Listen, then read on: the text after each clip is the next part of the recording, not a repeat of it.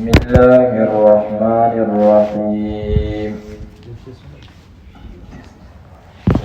سبحانك لا علم لنا إلا ما علمتنا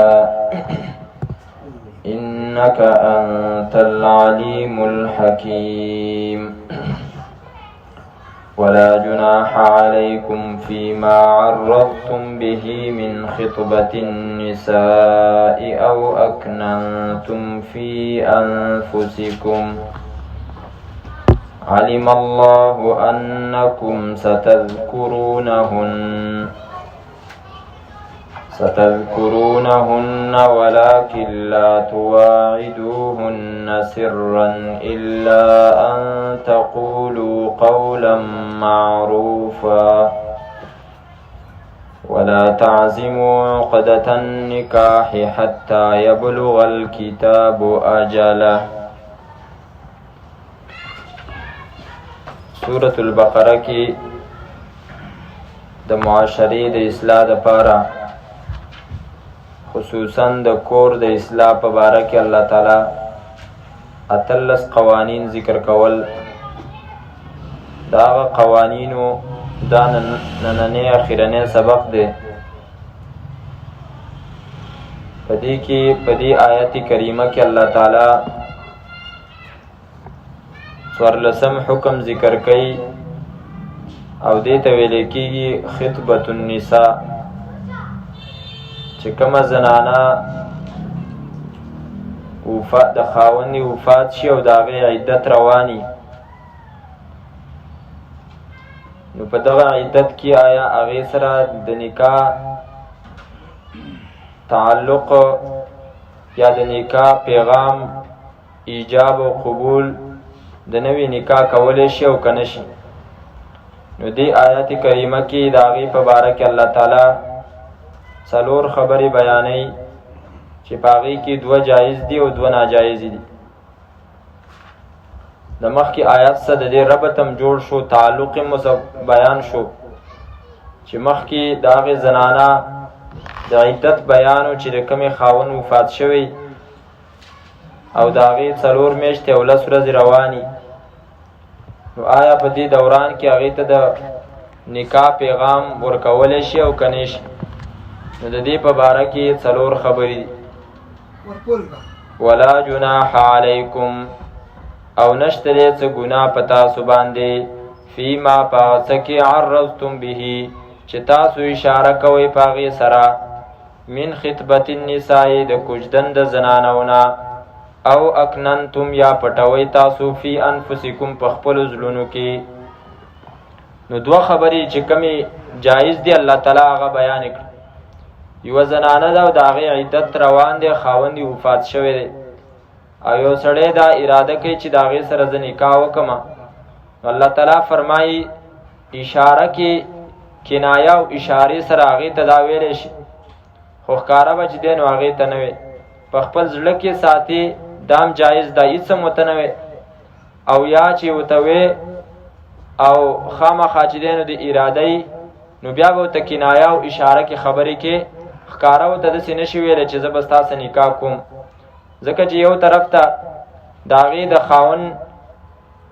عدت روان دی او دې عدت کې ورته دننه ته د نوې نکاح خبرې کې، نو خامخا دومره وخت خو پکاري چې هغه زوړ خاوند د هغې د ذهن نه وځي. خاوند کار څنګه وي خو د ښځې دپاره چې کوم دی نو سوری دی او چت دی. نو دې وجې نه ښکاره ورته دغه خبرې مه کوه. په اشاره کې چې کومې خبرې دي علما کرامو د هغې مختلف الفاظ ذکر کړي دي چې زنانه له تسلي ورکړي، ورته ووایي چې ستا په شانته زنانه هغه چې دی نو په کور نه پاتې کېږي او هغې له الله تعالی خاوندانان ورکوي، یا خپل حالت چې دی نو ورته ذکر کړي چې زما کور روان دی او زما چې دی نو اراده ده نکاح ته، خو داسې به ورته نه وایي چې ستا سره مې چې دی نو نکاح ته اراده ده. اشاره کې به ورته ووایي نو هغه به پوه شي چې یاره که نور څوک یو که نه خو دا خو دی که نه د ده سره به نکاح وکړم. خو هغه اشاره باندې چې دی نو عام خلک نه پوهېږي. زموږ استاد ویل کراچۍ کې لانډي کې یو زنانه خاون وفات شوی، نو بیا ماشومان مون یو سړی دغه شان ته راغلی او داسې ورته وایي زما کور روان دی. هغه ماشوم یې مور ته ویل چې مور موږ خو دیوالونه نشو جوړولی، موږ به له څنګه کور جوړو. نو د هغه مقصد چې دی نو دغه اشاره وه. نو دا اشاره ورته کولی شي. یا اسم ورته ونه وی او اکننتم فی انفسکم، دا خبره په خپل زړه کې وساتي چې ورګه عدت خو ختم شي. نو هغې نه وروستو به چې دی نو بیا زه د نکاح پیغام لیږم. دا دوه خبرې جایز دي. علم الله پوهه دی الله تعالی انکم چې یقینا تاسو ستذکرونهن زر دی چې یاد به کوي تاسو دا زنانه. دې زنانو ته به تاسو دا پیغام د نکاح ورکوئ. نو الله تعالی وایي ما ته د دې پته وه چې تاسو نه به صبر ونه شي. نو بیا تاسو داسې چل کوئ چې دا دوه خبرې مه کوئ او وینا ښه چې کوم دی نو هغه کوئ او وینا ښه هغه هم دقه دوه طریقې دي چې یا یې په زړه کې وساته او یا ورته په اشاره کې ویوه. علم الله پوهه دی الله تعالی انکم چې یقینا تاسو ستذکرونهن زر دی چې یاد به کوئ دا زنانه یا به دې زنانو ته خپله خبره وریاده کړي. الله تعالی فرمایي ورته وریاده کوي خو ولکن لا تواعدوهن سرا، تاسو لوزونه مه کوئ د دې زنانو سره په پټه باندې. په پټه باندې د لوزونو مطلب دا دی چې هغه په عدت کې روانه ده او ته په پټه باندې چې دی نو هغې ته خط لیږي یا ټلیفون ورته کې میسج ورته لیږي او هغې ته وایي چې نکاح ستا عدت دې ختمیږي نو زه به ستا سره چې دی نو نکاح کومه. الله تعالی فرمایي دا په پټه لوزونه په پټې وعدې چې دی نو دا تاسو مه کوئ. الا ان تقولوا مگر دا چې تاسو ووایئ قولا معروفه وینا برابره د شریعت. د شریعت برابره وینا هغه حق اشاره ده چې مخکې تیره شوله چې ته هغې ته په اشاره کې خپل مقصد ورواوړ. ولا تعظموا دویمه خبره چې هغه جایز نه ده. ولا تعظموا او مه کلکوئ تاسو عقدة النکاح غوټه د نکاح حتی تر دې پورې یبلغ الکتابو چې ورسیږي لیک اجله خپل نیټې ته. څه مطلب د زنانه 4 میاشتې او 10 ورځې نه دي پوره شوي نو په دې کې چې کوم دی نو مخکې د هغې د پوره کېدو نه تاسو نکاح مه مضبوطوئ.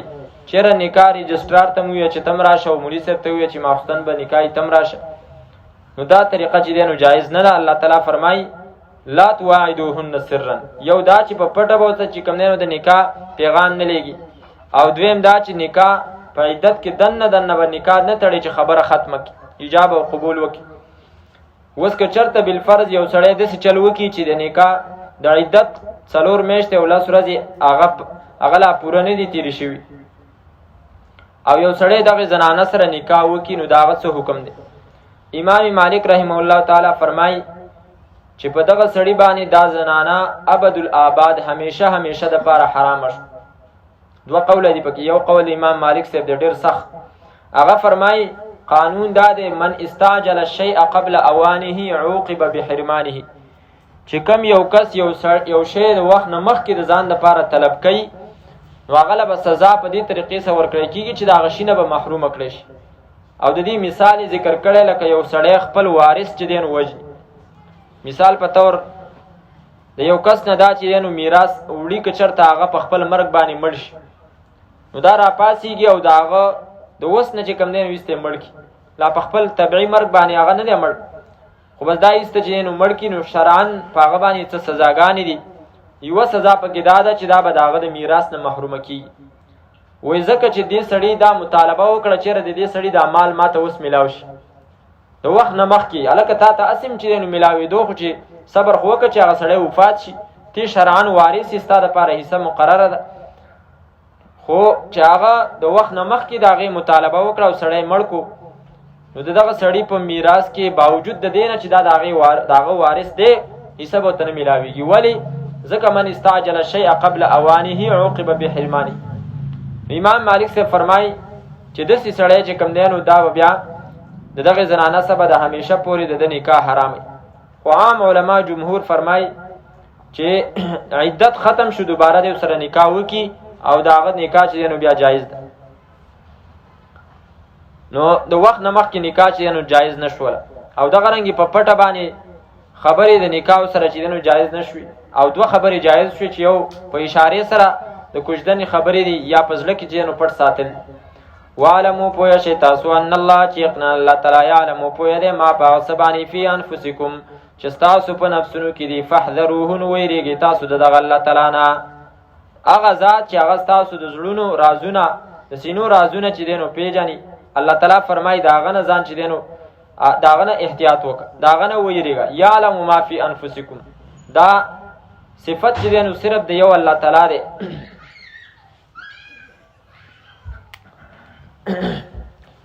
دا صرف یو الله تعالی دی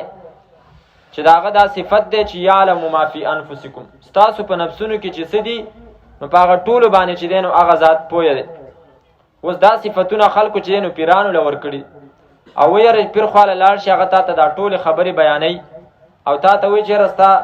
پزله کې څه هغه مراته معلوم دي تاسو په کور کې څه حالت دی هغه مراته معلوم دي او دا عقیده ساتل چې کوم دینو دا د الله تعالی صفت بل چاله چې نور کول دا مسله چې دینو دا د بریلیانو د دیوبندیانو مسله نه ده دا په خوا علماء لیکلي دي البحر الرائق د نن 800 کال مخکې چې نو کتاب لیکل شوی او هغه وی کچرته یو سړی نکاح کوي او په نکاح کې هغه چې دینو یو گواه مقرر کی یا گواه مقرر نه کی خدا وی چې الله تعالی او داغه پیغمبر چې دینو ز په دې نکاح کې گواهان کوم الله او داغه پیغمبر ز په دې نکاح کې گواهان کوم نو هغه لیکلي دي چې دا سړی په دې خبره سره د دین نه چې دینو وته دا کافر شو او بیا فرمایي چې دا ولی وذکر لانه اعتقد ان الرسول صلی الله علیه وسلم يعلم الغیب بعد الموت ځکه داغه دا عقیده پیدا شو چې د الله پیغمبر د مرګ نه وروسته په غیب باندې پویږي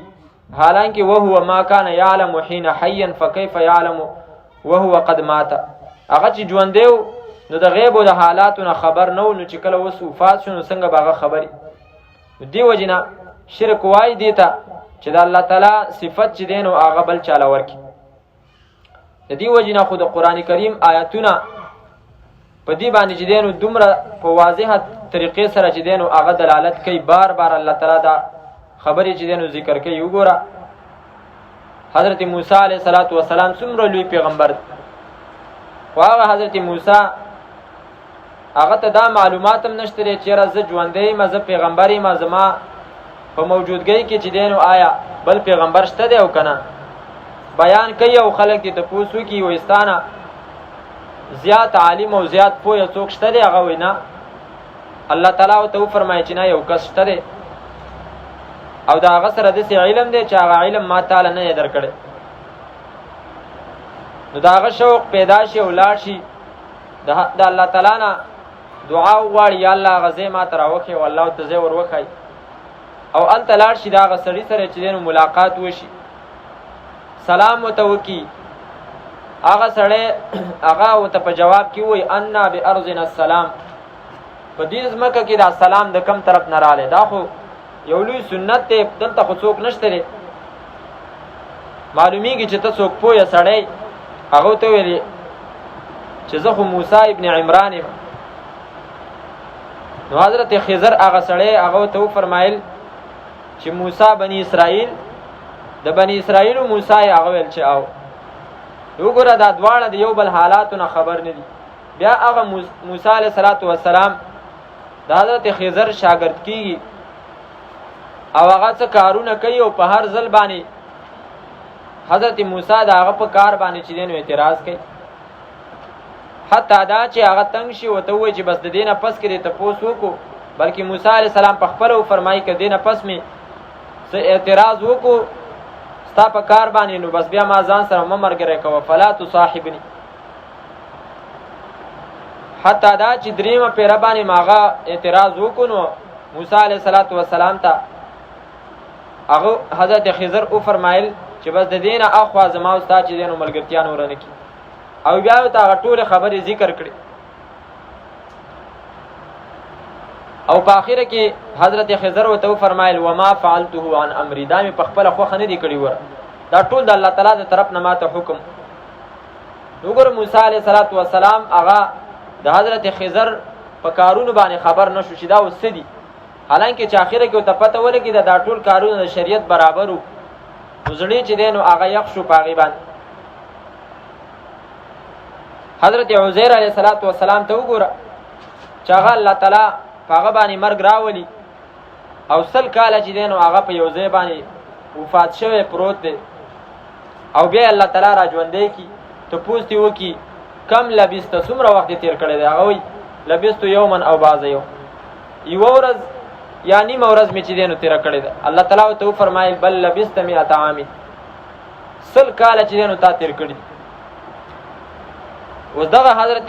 عزیر ته وګوره چې په هغه باندې به سیلۍ بارانونه انور دا ټول تیر شوي خو هغه یو هغه د ژوند هغه دغه چې الله تعالی ساتي الله تعالی واخسته نو هغه ته هېڅ څه پته نه لګي ځکه چې غیب دا صرف د الله تعالی خصوصیت او خاصیت چې په غیب باندې پوي اصحاب کهف چې الله تعالی د هغو څومره عجیبه صفتونه بیان کړي انهم فتیة آمنوا بربهم وزدناهم هدى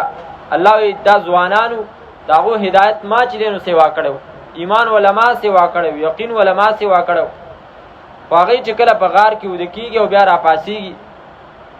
نو هغوی یو بل سره خبرې کوي یو ورته وایي کم لبستم نو ځنې پکې چې دی نو دا وایي چېرې یوه ورځ یا نیمه ورځ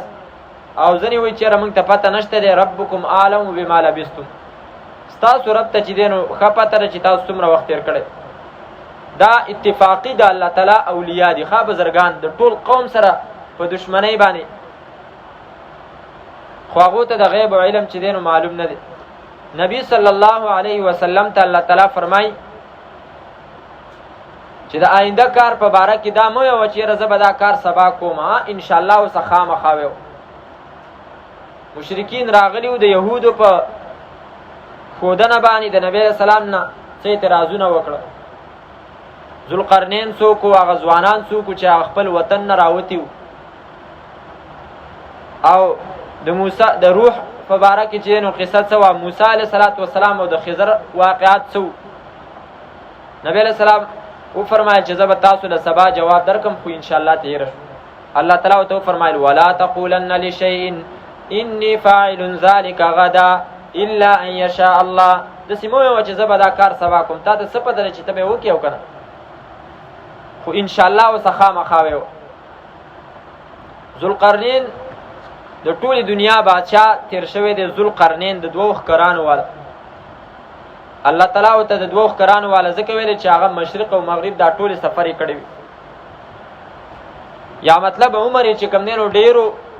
2 قرنه یو قرن چې دی نو 100 کالو ته ویلی کېږي هغه مغرب په طرف باندې سفر وکړي یو ځای ته لاړ شي بیا مشرق طرف ته لاړ شي او بیا چې کوم دی نو د شمال په طرف باندې سفر وکړي په دې ټولو سفرو کې هغه د ځینې قومونو خلکو سره ملاویږي او هلته یو قوم سره ملاویږي الله تعالی فرمایي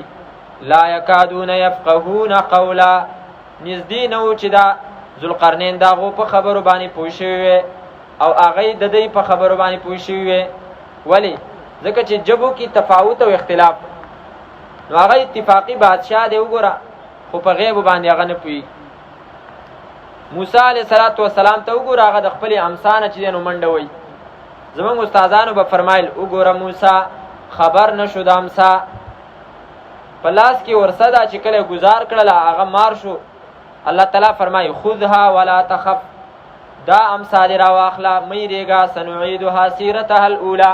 اولني حالت ته به موږ واپس سلیمان علیه السلام ته وګوره چې هغه د میږانو د سوړي په خوا باندې راځي او یو میږی بل نورو میږانو ته وایي یا ایها النمل ادخلوا مساکنکم لا یحطمنکم سلیمان وجنوده وهم لا یشعرون میږانو تاسو خپلې سوړي ته ننوځئ سلیمان علیه السلام او د هغه لښکر را روان دی هسې نه چې تاسو وچقئ علما کرامو دغلته ذکر کړي دي امام ابن کثیر صاحب چې سلیمان علیه السلام له الله تعالی د میږانو جبم چې دی نو د هغې پویه ورکړې وه ځکه خو د هغه په خبره باندې پوه شو د میږي په خبره باندې پوه شو علمنا منطق الطیر د مرغو خبرو باندې الله تعالی پوه کړی و دغه میږی چې کله دا خبره کوي سلیمان علیه السلام ته اوسه خبرې کوي چې ولې تا په موږ باندې دا ګمان دی چېرې زه به چې دی نو تا باندې زیاتی وکړمه نو میږی ورته وایي چې ما خو ستا عذر بیان کړی دی وهم لا یشعرون او دی ته به چې دی نو پته نه ستا عذر خو ما بیان کو چې تا ته به پته نه ستا لښکر ته به چې کوم دی نو پته نه وي چېره سلیمان زمونږ چې دی نو د خپو د لاندې میږان رات دغه سلیمان دی مرغۍ چې دی نو هغه ناستې دي د هغه خواته او دا حاضري اخلي وتفقد الطير فقال ما لي لا ارى الهدهد ملا چرګک کو ته نه ښکاره کېدو نو تپوس یې وکړو چې دا څه شو چېرته ورک دی یا خو به صحیح دلیل راوړي او کنی نو لأعذبنه عذابا شدیدا دله به زه سخته سزا ورکوم او سخته سزا بڼې به چې دی نو د هغه نه وباسم هغه هدهد او ملا چرګک راځي هسې د هغه عقیدې ته وګوره دغه راځي سلیمان علیه السلام ته خپل خبر ذکر کوي چې ګوره ته زما خبره واوره انی احطت بما لم تحط به ما هغه خبره چې دی نو معلومه کړله چې تا ته معلومه نه ده ګوره د هدهد عقیدې ته وګوره چې د هغه په دې خبره باندې عقیده وه چې سلیمان علیه السلام په غیب باندې نه پوهېږي څومره لوی پیغمبر دی په مرغو باندې چې کوم دی نو د هغه حکومت دی په هواګانو حکومت دی سوال یې کړی دی هب لي ملکا لا ينبغي لاحد من بعدي یا الله داسې حکومت ماله راکړه چې زما نه وروسته بیا د چا نه داسې حکومت ول الله ورکړی خو دغه سلیمان علیه السلام د میږي د هغه په باره کې عقیده ده چې سلیمان علیه السلام په غیب نه پوهېږي د هدهد د هغه په باره کې عقیده ده چې سلیمان علیه السلام په غیب باندې نه پوهېږي الله تعالی فرمایي دومره لوی بادشاه سلیمان علیه السلام چې د هغه تخت به په هوا باندې تلو غدوها شهر ورواحها شهر د هغه د تخت چې هوا به ځان سه بوتلو او د هوا په ذریعه باندې به روانو صرف د سحر مزل به چې د یوې میاشتې په مقدار او د ماښام مزل به چې دی نو هغه د میاشتې په مقدار باندې به دا دومره لوی بادشاه سلیمان علیه السلام د ده په ځمکه کې چې کوم دی نو په دقه ځمکه باندې چې په کومه ځمکه باندې د هغه حکومت دی دا سلیمان علیه السلام د ښځې د حکومت نه خبر نه دی د بلقیس د حکومت نه خبر نه دی نو ځکه الله تعالی فرمای له غیب السماوات والارض ابصر به واسمع خاص د الله تعالی د پاره علم د غیب دی اوس په دې عقیده باندې نن سبا خلک نه پوهېږي څومره واضح عقیده ده د قرآن کریم بشمار دلایل په دې باندې 104 آیتونه تقریبا په دې عقیده باندې خو بیان چې دینو بس دا عقیده خلک چې دینو نه مني باقاعده اصل مسله دا چې قرآن کریم نه لري والد د قرآن کریم نه چې لري وتی بیا به د عقیده ګډوډي وعلموا پویا شي تاسو ان الله چې یقینا الله تعالی یعلم پویا دې ما پاغسبانی فی انفسکم چې تاسو په نفسونو کې دي فاحذروه نو ویریږي تاسو دغه الله تعالی نه وعلموا پویا شي ان الله چې یقینا الله تعالی غفور بخون کې دي که مخکې د نکاح په باره کې دغه قسمه الفاظ ویلي ښکاره دي دغه معتدی زنانه ته چې د چا عدت دی هغې ته دې په دغه ناجایزې طریقې سره دا دوه خبرې کړي الله تعالی فرمایي توبه وباس ځکه چې الله تعالی بخون کې ذات او که توبه نه وباسي نو دا مه وایه چې الله تعالی نه زه چې دی نو پټ یم حلیم الله تعالی صبرناک دی لا جناح علیکم ان طلقتم النساء ما لم تمسوهن داسې زنانه چې هغې له طلاق ورکړی شي او د هغې سره د خاوند ملاقات نه شوی رخصتي د پلار د کور نه چې دی نو نه شوي او د هغې دپاره چې دی نو مهر هم نه مقرر شوی بس تشه نکاح شوې ده نو په جاهلیت کې د هغې په باره کې دا وه چېرې دا طلاق د سره کېږي نه ځکه چې هغه خلاسته بیبي شوې نه ده ځکه رخصتي نه ده شوې نو د هغو دا نظریه وه چېرې دا زنانه چې د یو خاوند بیبي او کور والا جوړیږي نو دا په دې سره چې د هغه کور ته راشي نو شریعت دا هغه رسم چې دی نو رد وکړو چې نه کم الفاظ چې تا ویلي دي په دغه الفاظو باندې دغه ستا بیبي شوله چې هغې ته ایجاب او قبول وایي اوس چې تا د هغې دپاره مهر نه دی مقرر کړی او د هغې د رخصتۍ نه مخکې چې دی نو هغې له تا طلاق ورکړو نو د هغې حکم به څه ځکه چې د هغې زړه ته خو خامخا تکلیف ورسېدو خلکو ته خو دا پته ولګېده چېرې پلانکۍ جینۍ چې دی نو هغه د پلار په کور باندې طلاقه شو نو شریعت کې د هغې دپاره حکم دا دی چې ته به هغې له جوړه جامې ورکې او دا هغه حکم دی چې د دې زنانه دپاره دا واجب دی نورې زنانه د هغو دپاره جوړه جامې ورکول چې دی نو هغه مستحب دی وروستو راځي خو داسې زنانه چې د هغې دپاره مهر نه مقرر شوی او د رخصتۍ نه مخکې طلاق په هغې باندې رالی، نو د هغې دپاره په خاوند باندې لازم دی چې یوه جوړه به وله ورکوي. د عرف مطابق یوه جوړه چې کوم څه حسابېږي هغه به وله ورکوي. حضرت حسن ابن علي رضی الله تعالی عنه هغه خپلې ښځې له طلاق ورکو او بیا د طلاق نه وروستو چې دی نو هغې له 10,000 درهمه ورکړه او هغه طلاق چې ورکړی و هغه هم د رخصتۍ نه مخکې ورکړی او د هغې قصه دا وه علماو ذکر کړي دي. حضرت علي رضی الله تعالی عنه چې کله شهید شو د حضرت حسن رضی الله تعالی عنه په لاس باندې خلکو بیعت وکړو، خلافت هغه ته میلاو شو. نو دغې زنانه چې دی نو پیغام راولېږو د مبارکۍ چې تا ته دا خلافت مبارک شي. هغه ویل ته زما د پلار په شهادت باندې خوشحالېږي، انت طالق ثلاثا، ته چې دی نو 3 کاڼي طلاق. او بیا وله چې دی نو 10,000 درهمه ولېږل چېرې د دې آیات مطابق د هغې چې دی نو دغه متعوهن باندې عمل وشي. خو که چېرته یو سړی پیسې ډېرې نه لري نو د هغه د وس مطابق بیا کم از کم یوه جوړه جامې په هغې باندې چې دی نو لازم دی. چې کومو زنانو له طلاق ورکړی کېږي د هغو تقریبا 4 صورتونه دي، هغه تاسو واورئ، بیا آیتونه آسان دي. اول 2 قسمونه دي د زنانو. یوه زنانه هغه ده چې هغې سره د خاوند ملاقات شوی،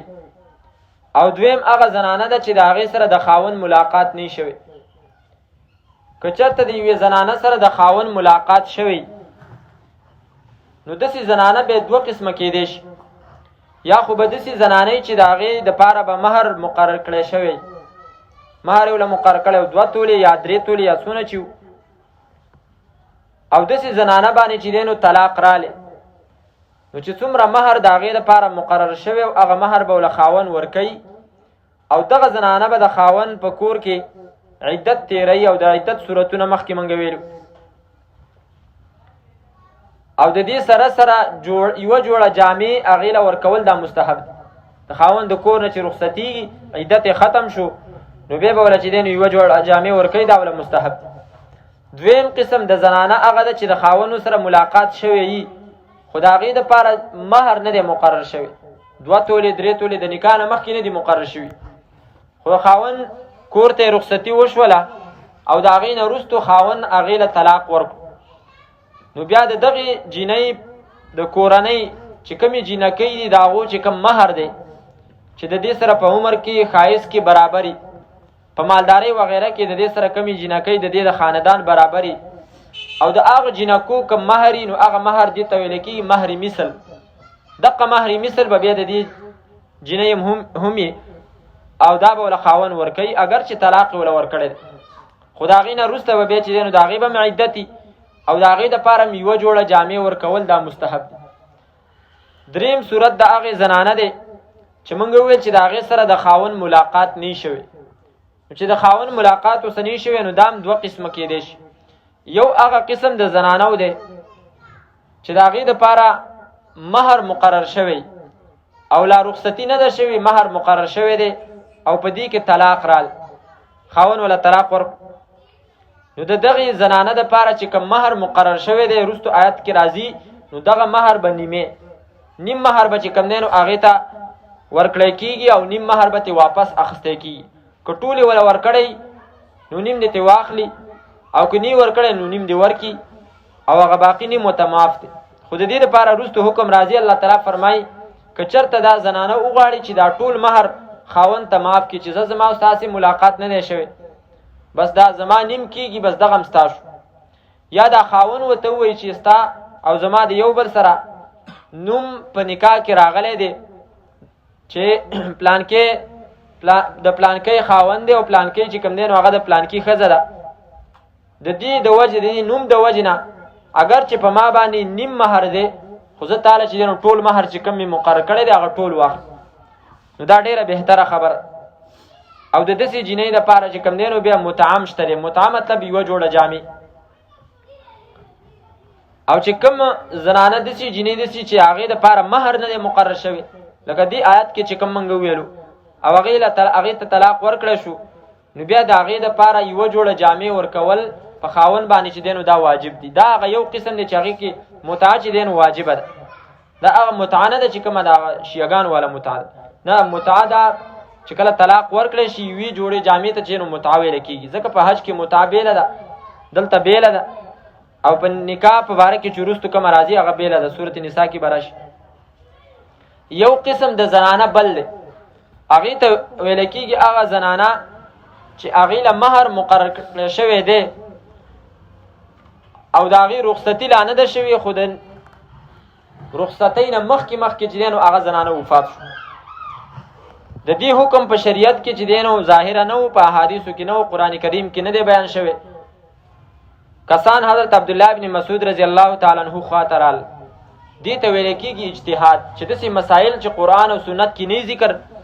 په هغې کې به چې دی نو ته رجوع کې اولی الامر ته، علماو ته، مجتهدینو ته.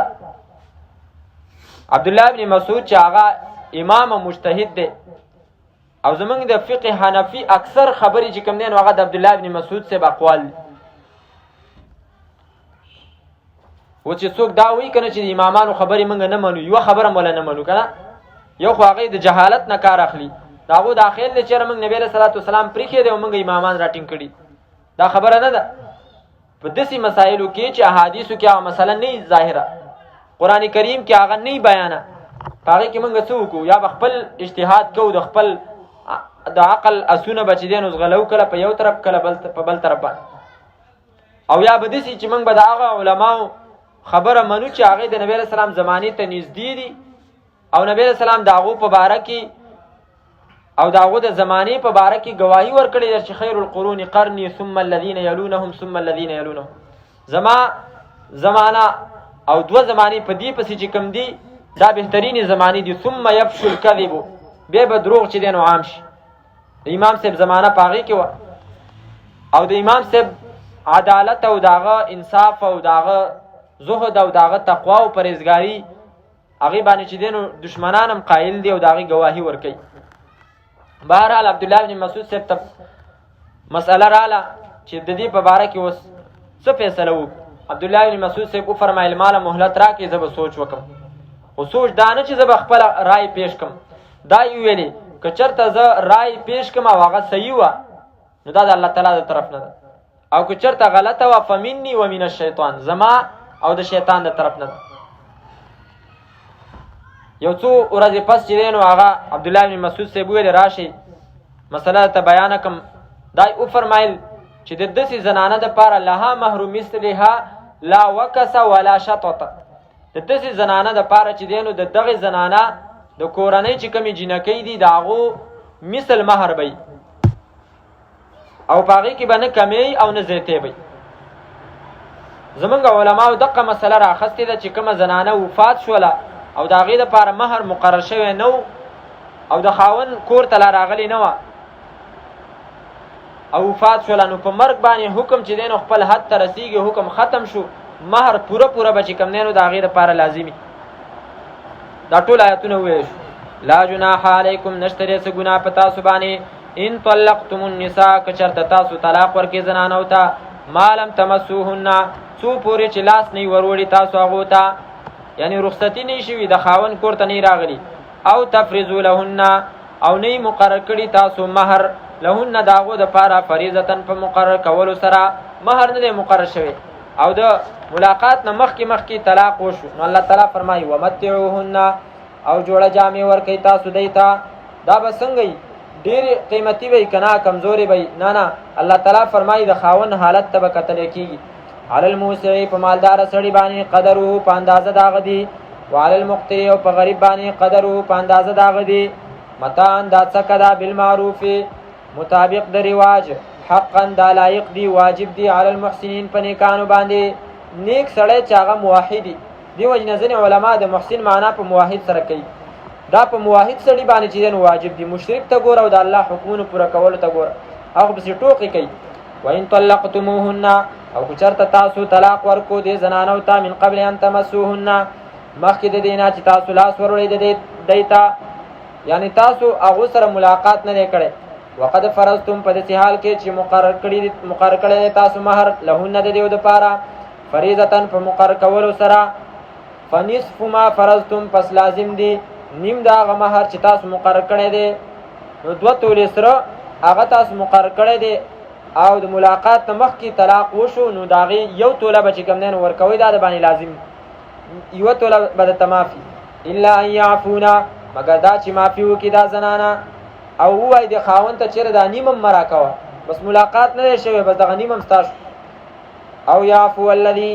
یا معاف کی هغه سړی بیده چې په لاس د هغه کې عقدة النکاح غوټه د نکاح ده د نکاح اختیار او د نکاح غوټه چې د چا په لاس کې ده نو چې هغه معاف کړي نو بیا هم جایز ده د نکاح غوټه چې دی نو هغه د خاوند په لاس کې ده د نکاح اختیار الله تعالی چې کوم دی نو هغه له ورکړی دی ځکه طلاق سړی ورځولی شي د طلاق اختیار د سړي دی د زنانه نه دی نو داسې سړی الله تعالی فرمایي که دا خپل مهر ورته ټول پرېږدي چېرې زما خو نیم مهر ستاسې کېږي د واپس کېدلو خو زه دا ټول مهر چې دی نو ته واله الله تعالی فرمایي وان تعفو او دا چې تاسو معافي وکئ یعنی دا ټول مهر ورته پرېږدي د زنانه ته اقربو دا ډېر نږدې دي لتقوا پرهېزګارۍ ته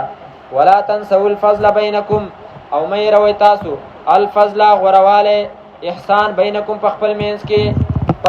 کې د یو بل سره ښېګړه او احسان تاسو مه هېروئ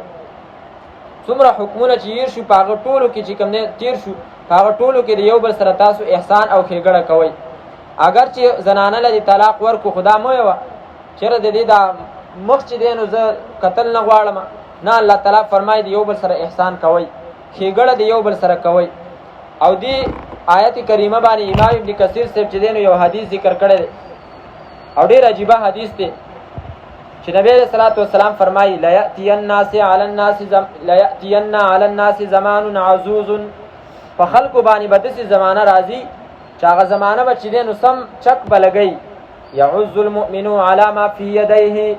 وینسى الفضل د مسلمان څه چې په خپلو لاسونو کې کمې پیسې ورسدي بس په هغې باندې به چې دی نو داړې لګولي او د یو بل سره احسان کول دا به تهیر شي ښېګړه به چې کوم دی نو د یو بل سره هغه به د هغه نه هیر شي حالانکه نبی علیہ السلام فرمایي چې الله تعالی دا فرمایلی دي لا تنسوا الفضل بینکم تاسو د یو بل سره چې دی نو احسان او ښېګړه کول مه هېروئ او بیا فرمایي نبی علیہ السلام شرار یبایعون کل مضطر دا به بدتر خلک چې دا به معاملات کوي خرید او فروخت به د هر مجبوره سړي سره کوي سړی به مجبوری د ده خواله به راشي او دا به د هغه د مجبورۍ نه چې کوم دی نو غلطه فایده اخلي دې ته به نه ګوري چېرې دا شی د دې قیمت څومره دی خو بس دې ته به ګوري چېرې دا سړی محتاج دی اصل دا شی خرڅوي او راشه څومره چې کوم دی نو په ارزانه ترې اخیستلی شي نو ترې واخله او بیا فرمایي وقد نهى رسول الله صلی الله علیه وسلم عن بیع المضطر حالانکه نبی علیہ السلام دا منع کړی ده چې تاسو د محتاج سړي سره بیع مه کوئ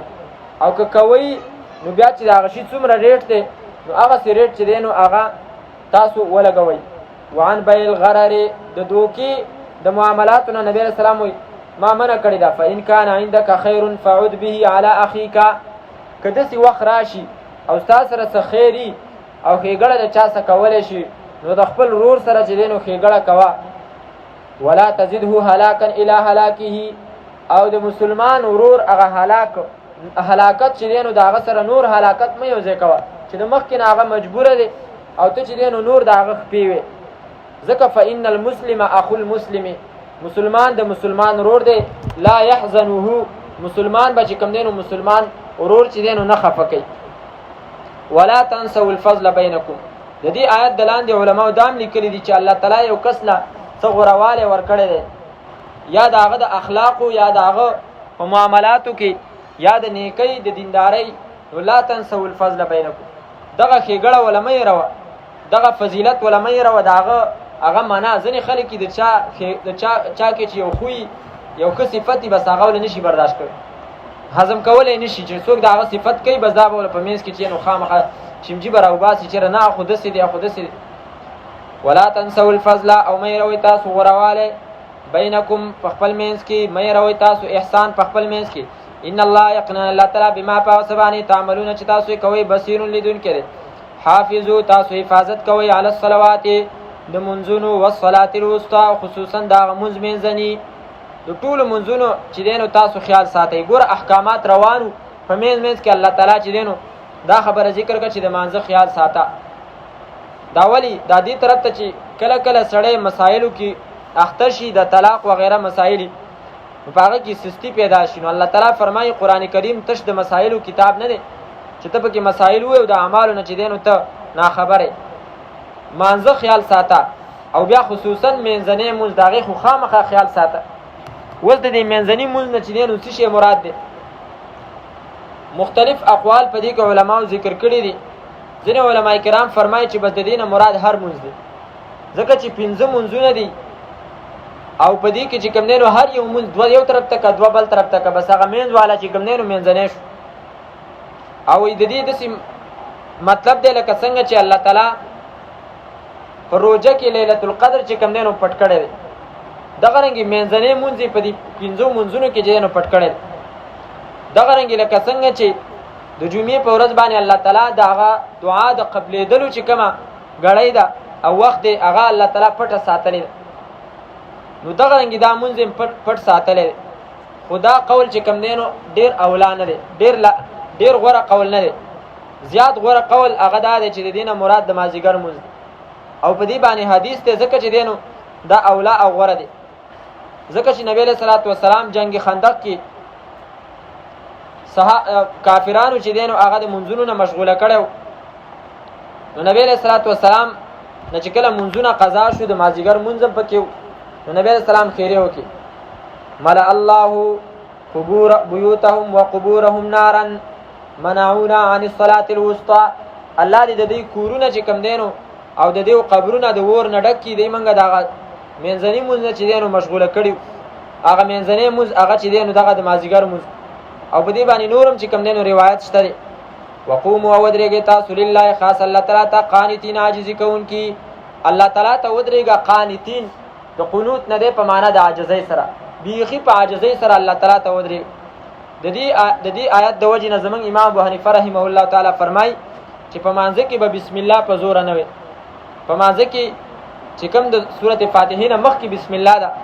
دا به په زور نه وي دغه رنګي په مانځ کې به امین په زور نه وي دغه رنګي په مانځ کې په امام پسې به شاته چې کم دینو لاسونه باندې چوته بار بار سورته فاتحه به چې کم دینو نه وي ځکه چې الله تعالی فرمایي په مانځ کې تاسو په عاجزۍ سره ودرېږئ او په عاجزۍ سره چې ودرېږي امین چې ته په زور وینو بیا عاجزي نه پاتې کی نور دلایل خو په خپل ځای باندې دي امام سے فرمایي چې امین دعا ده او د دعا په باره کې الله تعالی فرمایي ادعوا ربکم تضرعا وخفیا تاسو دعا چې دینو په پټه باندې او په عاجزۍ سره غواړئ او امین مونږ ویلو چې حدیث کې راځي د امین معنا ده استجب دعاء یا الله زما دا دعا قبول دغه دعا ده حضرت هارون او حضرت موسی چې کله دعا کوله قران هغه دعا ذکر کړي مخکې مونږ ویلو نو حضرت موسی علیه السلام دعا کوله حضرت هارون په پیچیدنو امین ویلو الله تعالی فرمایي قال قد اجيبت دعوتكما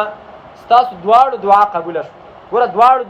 د دواړو خبرو ته چې دعا ویله حالانکه حضرت هارون به امین ویلو معلومه شو چې د دواړو ته دعا ویله نو امین دعا ده او د دعا په باره کې قانون دا ده چې هغه په عاجزۍ سره په پټه باندې وکړي او امین بچ دینو په زور نه وي حضرت وائل ابن حجر رضی الله تعالی عنہ فرمای چې نبی علیہ الصلوۃ والسلام امین ویلو وخفض بها صوته او باغی سره आवाज چې دینو خطک आवाज په پټ دا وابین دا دغه د نیت د چرته د دي احناف سچته احادیث نشته دي دا اختلافي مسائل نیمنګ نه چیړو موږ خیر دی خلکو په میس کې امت اسیم چې نو ټوکړي شوی دی دا د اولا غیر اولا خبرې دي چې دا ونه چیړل شي نو ځکه خیر څه مسله به کې نشته خدا داغو داخل شي چیرې بس امین په زور ویل بس اصل دین دقه دی حالانکه په دې په باره کې چې څومره روایتونه شته دي چې امین په قلاره باندې وي او دغه رنګي په مانځ کې رفع الیدین چې دین او هغه عبد الله بن مسعود رضی الله عنه شاګرد حضرت علقمه فرمای چې موږ عبد الله بن مسعود سے راجمه کو او موږ ته ویل چې تاسو ته د نبی له صلوات و سلام مونږ درخېما او بیا چې دینو فلم يرفع يديه الا في المره الاولى لا سونه چې دینو صرف اولنی ځل کې چوت کړ چې کوي الله اکبر ویلو به لا سونه نه چوت کړ نو دا ټول دلیلونه دا زمنګ د امام ابو حنیفه رحمه الله تعالی دلیلونه دي خو عام خلک چې کوم دی نو د هغو ته چې دا وویلی شي چېرې دا په حدیث کې راغلی دي نو هغه غریب ته خو دا پته نه چېرې د دې په خلاف باندې بېشماره احادیث موجود دي نو هغه داخل شي چېرې امام صاحب خو واقعي موږ چې د نبي علیه السلام په مقابله کې ځان له امام جوړ کړی او موږ نبي علیه السلام پرېښی دغه مسله نه ده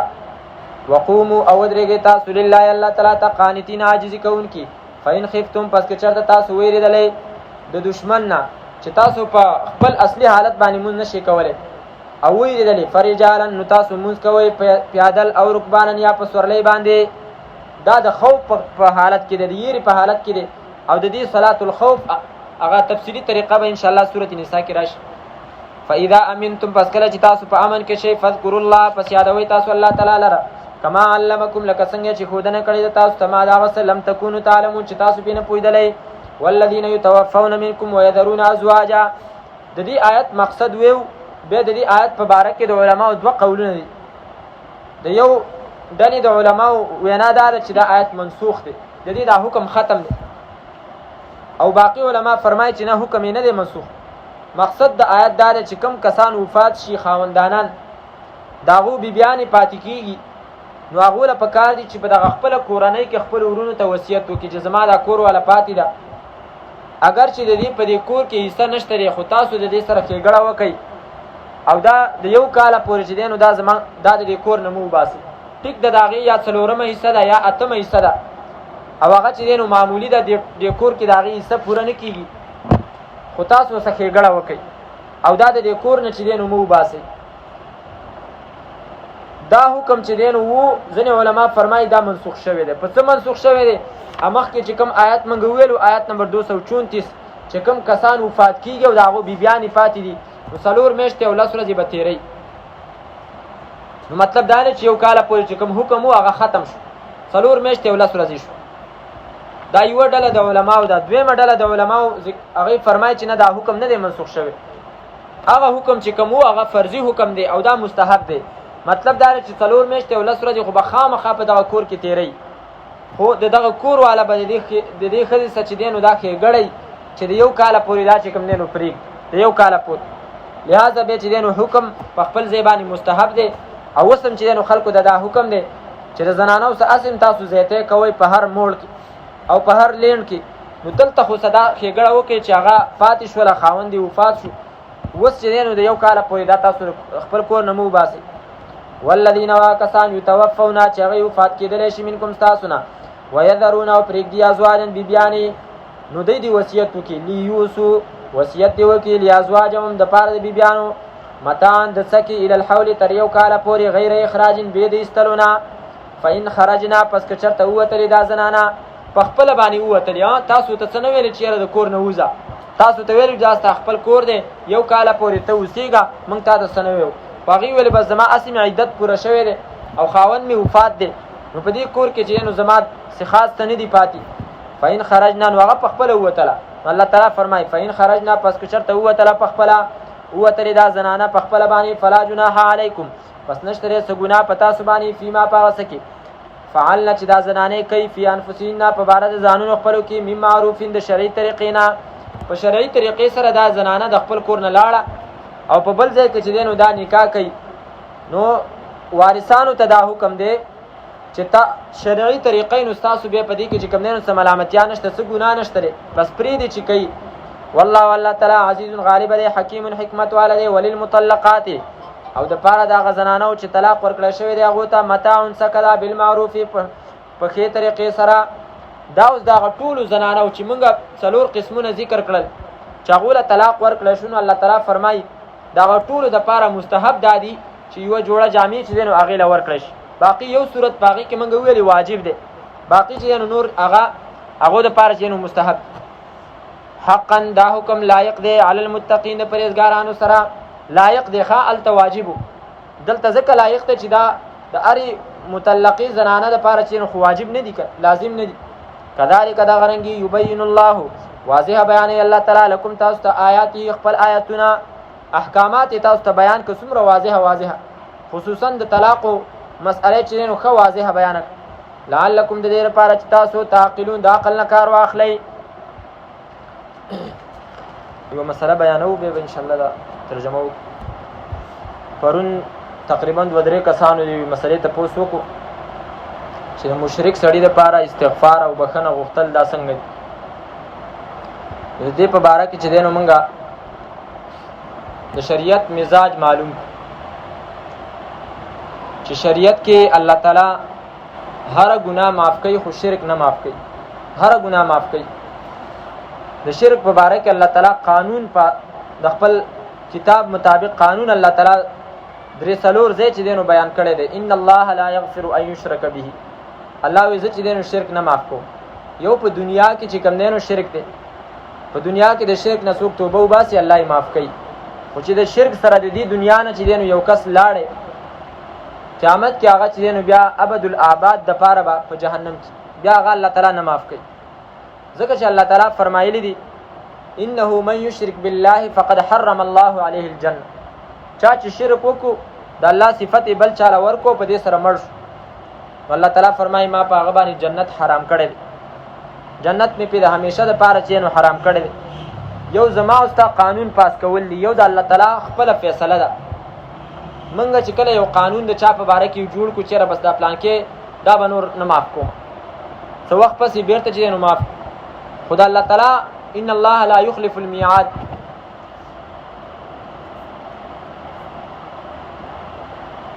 د الله تعالی قانون دار چې هغه د خپل قانون نه چې دینو خلاف ورزي نه کوي دا قانون یې پاس کړی دی چې چا شرک وکړو الله یې ما هغه باندې جنت حرام کړی دی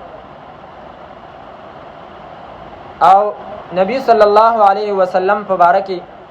احادیث مبارکو کې راځي چې کله ابو طالب وفات کېدو نبی صلی الله علیه وسلم داغه خواله رااله یو دوه کسان داغه سره ناست یو ابو جهل یو بل نبی صلی الله علیه وسلم هغه ته بار بار دا خبره کوله چې زما په غوږ کې کلمه ویوه بس به چې دینو ته وزګار شه او زه به چې دینو احاج لك بها عند الله دا غي کلمې د وجنه به د الله په نسبت باندې زستا ستاره لپاره چې کوم دینو جګړه کوم او ستا سفارش وکوم خو ابو جهل او هغه بل ملګری ابو طالب له چې کوم دینو پیغور ورکو چې اوس په اخره کې چې کوم دینو اترغب عن دین عبد المطلب د عبد المطلب د دین نه په اخره کې چې دینو ته اوړي نو اخره کې چې کوم دینو ابو طالب په دغه کلمه د کفر باندې شنو مړ شو نبی له صلوات والسلام قسم خوړل په دغه ځکه والله لا استغفرن لك ما لم انه عنه الله مې قسم چې زه بستاره لپاره بخنه غواړم څو پورې چې الله زنه ما منع کړ نو آیتونه رال ما كان للنبي والذين امنوا ان يستغفروا للمشركين چې د پیغمبر د لپاره او د مؤمنانو د لپاره دا جایز نه دي چې هغه د مشرک د لپاره بخنه وغواړي ګور ابراهيم عليه السلام څومره لوی شخصیت دی چې قرباني کې داغه ټول یادګارونه الله تعالی موږ ته فرمایي چې هغه تاسو ژوندۍ کړئ بلکې دا حکم کړي بل ملت ابراهيم حنیفه تاسو تابعداري وکړئ د دین د ابراهيم عليه السلام هغه ابراهيم عليه السلام چې کله خپل پلار ته دعوت ورکي نو پلار وته وی اراغب انت عن الهتي یا ابراهيم لئن لم تنتهي لارجمنك د دې خبرې نه منشه ماته چې کوم نه د دې دا دعوت مرا کوا وهجرني مليا وګد زمانہ زما د خوانه ز غني پکانو بدی ولم لارجمنك حضرت ابراهيم داغه د خوانه را روانيږي خو اخره کې وته وی سلام عليك ساستغفر لك ربي زبد الله نه ستاره لپاره بخنه غواړم نو الله تعالی فرمایي چې دغه ابراهيم عليه السلام چې دین استاد د لپاره دا بهترینه نمونه ده سوره ممتحنه کې فرمایي قد كانت لكم اسوه حسنه في ابراهيم د ابراهيم عليه السلام په ژوند کې استاد د لپاره بهترینه نمونه ده وګوره یو خبره دار اتل زین کې چې ګوره هغه د خپل پلار د لپاره بخنه غوښتلې و نو بیا به موږ د مشرک د لپاره بخنه غواړو الله تعالی فرمای الا قول ابراهيم لابيه لاستغفرن لك چې الله تعالی فرمای سوا د دې خبرې نه د ابراهيم عليه السلام په دې خبره کې به تاسو داغه نه منئ چې هغه د خپل پلار د لپاره د بخنې سوال کړی چې الله تی وبخي هغه به تاسو نه منئ او بیا الله تعالی د ابراهيم عليه السلام عذر ذکر کوي سوره توبه کې وما كان استغفار ابراهيم لابيه الا عن موعده وعدها اياه چې ابراهيم عليه السلام بکنه ولا غختله دا صرف د یو لوز د وجنه چې لوز یې وسکړو فلما تبين له انه عدو لله تبرأ منه چې کله وته پته ولګی دا زما پلار خو د الله دشمن نه بس بیا چې دینو بایکاټ وکړو چې بس اوس تا لپاره چې زه بخښنه نه غواړم. و زمونږ چې کوم دینو په دنیا کې یو زمونږ نظریه ده، یو د الله خپل قانون دی. زمونږ نظریه خدا ده چېرې یو کس په باره کې مونږ د هغه نه چې دینو ښې خبرې واورېدې نو مونږ په کار ده چې بس هغه اوس معاف کړو، د هغه دپاره د الله نه بخښنه وغواړو اگر چې هغه مشرک اگر چې هغه شرک کړی. ځکه زمونږ د انسانانو همدردي د دې په باره کې دا چېرې یو امتیاز مونږ نشو جدایي نشو راوستلی چېرې دا کار خو یې ښه دی خو دغه پلانکۍ عقیدې چې ده هغې ته به مونږ نه ګورو. یو زمونږ دا نظریه ده چېرې بس پلانکۍ مړ دی بس بخښنه وله غواړه، حالانکې هغه به شرک کړی، هغه به کفر کړی. یو د الله قانون دی. الله تعالی فرمایي چې څومره نیک اعمال یې کړي دي دغه نیک اعمال وقدمنا الی ما عملوا من عمل فجعلناه هباء منثورا. قیامت په ورځ باندې دغه اعمال به چې کوم دین ولا دوړه د به ډېر اعمال کړي. افحسب الذین کفروا ان یتخذوا عبادی وهم یحسبون انهم یحسنون صنعا. الله وی دا نیک اعمال کوي سره د شرک نه دای ګمان دی چې موږ خو ډېر ښه کارونه کوو. الله تعالی فرمای فلا نقیم لهم یوم القیامة وزنا. د قیامت په ورځ باندې به د هغه دپاره موږ سره د تللو دپاره تله ونه درو، ځکه چې عمل شته نه. د شرک سره د عمل د سره ډانچه نه جوړېږي. ټیک د نورو اعمالو سره کمې پکې راځي خو د عمل هغه خپله اصل ډانچه خو جوړی، خو د شرک سره ډانچه نه جوړېږي. امام جساس صاحب چې دی نو د دې آیت په باره کې لیکلي دي دا وما کان استغفار ابراهیم لابیه، چې که چېرته یو کس د چا سره اوسیږي او هغه ته پته یې چېرې دا سړی چې کوم دی نو هغه چې دا سړی د مخکې نه چې دی نو په عقیده د توحید باندې و، بیا دا سړی د هغه نه جدا شو، پته ونه لګېده چېرې دا مخ وروسته بیا خراب شوی دی، شرک یې کړی دی که نه په خپله عقیده باندې دی. نو بیا د شریعت قانون ابقاء ما کان علی ما کان، چې خپل شی په خپل حالت باندې پرېښودل چې مخکې مسلمان و نو اوس هم مسلمان دی نو هغه دپاره بخښنه وغواړه، ځکه شریعت هغه خپل اصل حالت ته سړی واپس کوي. نو د هغه دپاره بیا د الله نه بخښنه غوښتلی شي. او که چېرته یو کس داسي چې هغه د مخکې نه مشرک و او بیا هغه توبه ویستله ټیک ده بیا هغه مسلمان دی. که چېرته د هغه حالت ته معلوم نه و چې آیا هغه توبه ایستلې ده او که نه ده ایستلې نو بیا چې دی نو ابقاء ما کان علی ما کان هغه خپل اصل په خپل اصل پرېږده. مخکې مشرک نو اوس موږ ته د توبې معلومات نشته دی لہذا موږ د هغه دپاره استغفار نشو کولی. وجه دا ده چې الله تعالی وایي نه معاف کومه، ته وایې اللهم اغفر لحینا یا الله معاف کړي، هغه وایي نه معاف کومه، ته وایې یا الله معاف کړي. هغه وایي الله تعالی فرمایي انا اغنى شرکا یعنی شرک، زما سره چې دی نو شرک کړی دی زه ډېر بې پروا یم چې چا زما سره شرک وکړو او زما سره څوک پارټنر چې دی نو په عمل کې دغه کو شریک کو زه هغه عمل هغه پارټنر له وله ورکړم چې دا یې ستا دپاره کړی زما دپاره یې نه دی کړی، زه یې نه علم. دوه پارټنران چې که نه هغه دواړه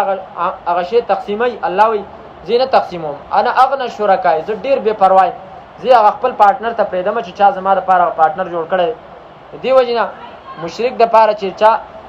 په باره کې دا یقیني معلومات چې هغه مشرک وو شرک یې کړی دی او د شرک سلکی نه خو چې د قبرونو ته سجدې کوي او یا چې کوم دی نو د غیر الله نه دعاګانې غواړي نو الله تعالی فرمایي دا چې دا مشرک. او دا زمونږ خپلې خبرې نه دي، دا قرآن دی، خو افسوس چې خلک د قرآن کریم نه چې دی نو غافله دی.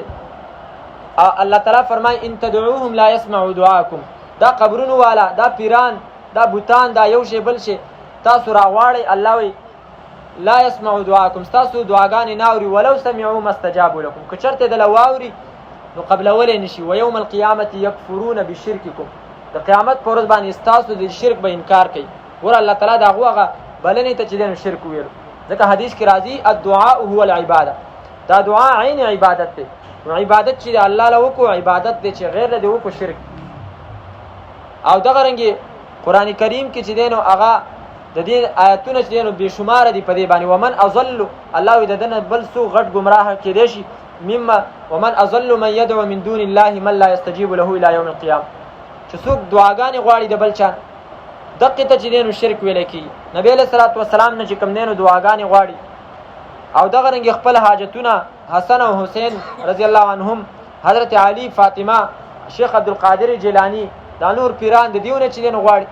دقې ته شرک ویلی کېږي. شرک خو چې کوم دی نو نور څه ته نه وایي. بهر حال د سړي لپاره چې چا د عقیدې نو د استغفار کول او د هغه لپاره بخښنه غوښتل دا بالکل د الله تعالی مقابل ودرېدل ناجایز دي، حرام. ولا جناح علیکم او نشته ګناه په تاسو باندې فيما عرضتم هغه څه کې چې تاسو اشاره کوي په هغې سره من خطبة النساء د کوژدن د زنانونه او اکننتم یا تاسو پټوئ فی انفسکم په خپلو نفسونو کې. علم الله پوهه دی الله تعالی انکم ستذکرونهن چې یقینا تاسو به وریاد کوي دې زنانو ته دا خبرې ولکن لا تواعدوهن وریادوي ولکن خو لیکن لا تواعدوهن لوزونه مه کوئ د دې سره سرا په پټه باندې الا ان تقولوا مګر دا چې ووایئ تاسو قولا معروفه وینا برابره د شریعت ولا تعزموا او تاسو مکله کوئ عقدة النکاح غوټه د نکاح حتی تر دې پورې یبلغ الکتاب چې ورسیږي لیک اجله خپل نیټې ته عدت ختم شي. وعلموا او پوه شئ تاسو ان الله چې یقینا الله تعالی یعلم پوه دی ما په هغه څه باندې فی انفسکم چې تاسو په نفسونو کې دي فاحذروه نو تاسو ځان بچ کړئ تاسو ویریږئ د الله تعالی نه. وعلموا پوه شئ ان الله چې یقینا الله تعالی غفور بخښونکی دی حلیم صبرناک دی. لا جناح علیکم نشته څه ګناه په تاسو باندې ان طلقتم النساء که چېرته تاسو طلاق ورکوئ زنانو ته ما لم تمسوهن څو پورې چې تاسو لاس نه وروړي هغو ته او تفریضو او نه مقرر کړي تاسو لهن د هغو دپاره مهر فریضة په مقرر کولو سره ومتعوهن او جوړه جامې ورکړئ تاسو هغو ته علی الموسع په مالداره سړي باندې قدر په اندازه د هغه دي وعلى المقتر او په غریب باندې قدر په اندازه د هغه دي متاعا سکدا بالمعروف په شرعي طریقې سره حقا واجب دی علی المحسنین په نیکانو باندې. وان طلقتموهن او که چېرته تاسو طلاق ورکړئ دې ته من قبل ان تمسوهن مخکې د دې نه چې تاسو لاس ولګوئ د دې سره وقد فرضتم په داسې حال کې چې تاسو مقرر کړئ مهر لهن د دې دپاره فریضة په مقرر کولو سره فنصف ما پس لازم دی نیم داغ مهر فرضتم چې تاسو مقرر کړی دی الا ان یعفونه مگر دا چې معافي وکړي دا زنانه او یعفو الذي یا معافي وکړي هغه سړی بیده چې په لاس د هغه کې عقدة النکاح غوټه د نکاح ده وان تعفو او دا چې تاسو معافي وکړئ اقربو ډېره نږدې ده للتقوا پرهېزګارۍ ته.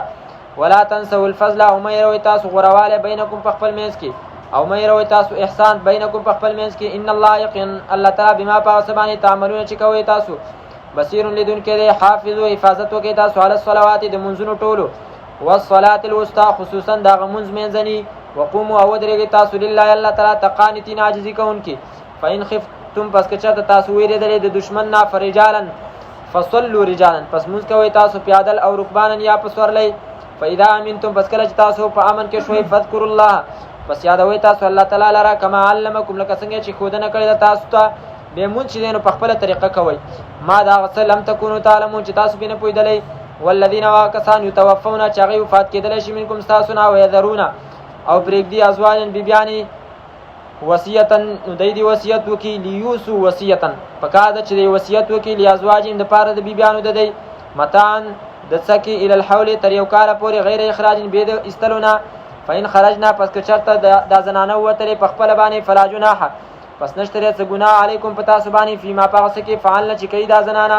فی انفسهن په باره د ځانونو خپلو کې من معروف د شرعي حکم نه د شرعي طریقې نه والله الله تعالی عزیز غالب دی حکیم حکمت والا دی.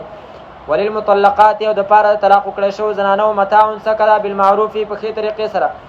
حقا دا حکم لایق دی علی المتقین د پرهېزګارانو سره. کذلک دغه رنګې یبین الله واضح بیانوي الله تعالی حکمونه واضح بیانوي الله تعالی لکم تاسو ته آیات خپل آیتونه لعلکم د دې لپاره تاسو تعقلون د عقل نه کار واخلئ. الحمد لله رب العالمين والعاقبة للمتقين والصلاة والسلام على نبينا محمد وآله وصحبه أجمعين. ربنا آتنا في الدنيا حسنة وفي الآخرة حسنة وقنا عذاب النار. ربنا اغفر لنا ذنوبنا وكفر عنا سيئاتنا وتوفنا مع الأبرار. ربنا تقبل منا إنك أنت السميع العليم وتب علينا إنك أنت التواب الرحيم. صلى الله تعالى على خير خلقه محمد وآله وصحبه أجمعين برحمتك يا أرحم الراحمين.